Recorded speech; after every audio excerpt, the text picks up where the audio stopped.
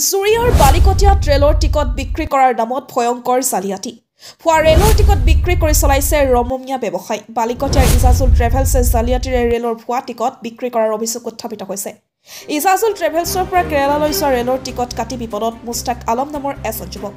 গুৱাহাটীৰ কেৰালালৈ যোৱা ৰেলত উঠাৰ পাছতে যুৱকজনক টিটিয়ে ভুৱা ৰেলৰ টিকটৰ বাবে নমাই দিয়ে ৰেলৰ পৰা কেৱল ইমানেই নহয় ইজাজুল ট্ৰেভেলছে আধাৰ কাৰ্ডৰ ক্ষেত্ৰতো কৰি আহিছে ভয়ংকৰ জালিয়াতি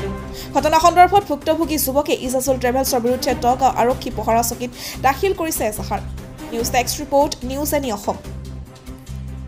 ট্ৰেভেলছৰ পৰা কেৰালা যোৱাৰ টিকেট এখন কিনিছিলোঁ পাছত মানে মোৰ নামত টিকেটটো দিব বুলি কৈছে মই টিকেট লৈছোঁ 3000 টকা দি টিকেট লৈছোঁ মোৰ নামত হ'ব পাছত মই ট্ৰেইনত উঠিলোঁ ট্ৰেইনত উঠাৰ পাছত মানে ক'লে যে গুৱাহাটী পোৱাৰ আগলৈকে তোমাক কোনোবাই টিকেট দি থৈ যাব পাছত মানে গুৱাহাটীলৈকে গৈছোঁ কোনো টিকেটেই কোনো ল'ৰাই অহা নাই কোনো টিকেট পোৱাই নাই পাছত মানে মই ফোন কৰিছোঁ মোৰ হোৱাটছআপত এখন টিকেট দিছে বেলেগৰ নামত আৰু মোৰ আধাৰ কাৰ্ডখন কম্পিউটাৰৰ পৰা এডিট কৰি বেলেগ আধাৰ কাৰ্ড মানে বেলেগ নামত মোৰ আইডি কাৰ্ড বনাই হোৱাটছআপত দি দিছোঁ আধাৰ কাৰ্ড ডুপ্লিকেট বনাইছে আধাৰ কাৰ্ড ডুপ্লিকেট বনাই দি দিছে আপোনাৰ নাম কি মোৰ নাম মুস্তাক আপোনাৰ নামতে আছিল নেকি টিকেট মই মোৰ নামত কাটিব দিছোঁ কিন্তু সি